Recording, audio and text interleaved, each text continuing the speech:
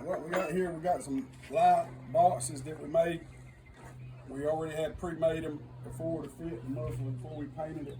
And what we're gonna do now is I want them, the way I want to wire them up, I don't want the wire all hanging out everywhere. So I want the wire to come down through the muffler and come out the back side. So what I did here, just drilled me a hole where I want my wire to come out on the inside. And I drilled me a hole on the back side over here where I want the wire to come out. So to get that wire to go down through the front side and to come out in the back side, this pipe here, if you see in the earlier videos when I made this pipe goes up in here probably 6 inches or whatever up inside of that muffler. So we drilled through both pipes, kind of drilled up at an angle, not just straight, but kind of up at an angle, so we could get it to go through. And the way I did that is I just took some 14-3 wire and I just stripped it back. It'd be harder to get that wire to bend because it's so stiff if you leave the coating and all that stuff on it. So what I did is just come here and just strip it back. I probably stripped it back maybe, I don't know, 6-8 inches. Pull it back. I pull that coating off of it. Go ahead and cut that out of the way. These 2 wires here, let's go ahead and get rid of them to start with. That way I got 1 wire that I can pull through the hole. And once I get it through the hole, I can kind of maneuver it. I got something to pull on that's strong. I can kind of jiggle it and get it on through there. So, and the way I did this is I just come here and I strip the coating off of the wire. And they make a tool, electrician fish tape, a metal one, that you could probably jig-jag and get it down through there. And then tape your wire onto the end of it and get it through. But the fish tape I got, because we mess with septage and sewer type stuff, the metal ones don't work for us.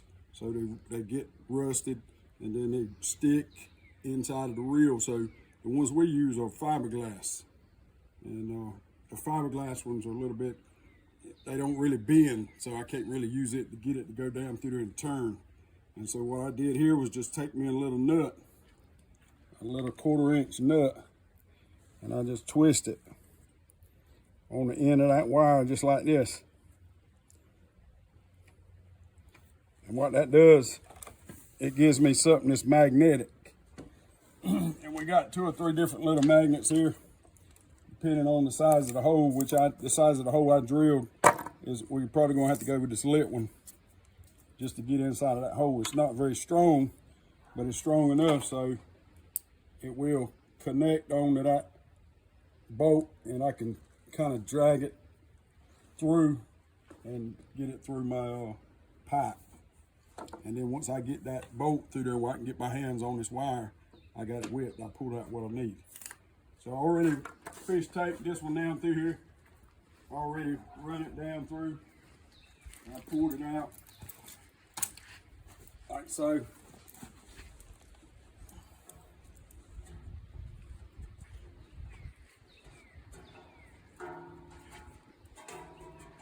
Once you get it down through there, you just pull out whatever you need. So I'm gonna just pull out maybe, I don't know. I'm gonna pull out about 4 foot, just to give me some extra. If I need to pull it back in, zip tie it up somewhere, I got a little bit I can play with.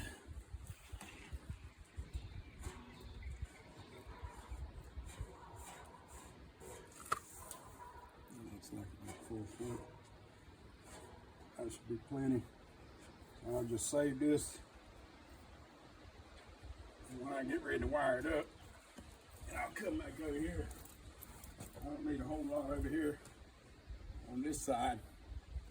I'll probably keep me about maybe 1.5 feet out. I can go back and cut off what I don't need.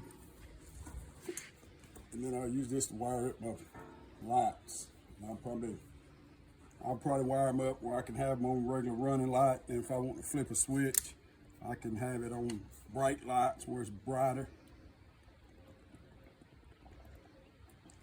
And we'll go from there. So we just do this on both sides, and we'll be moved on to the next step.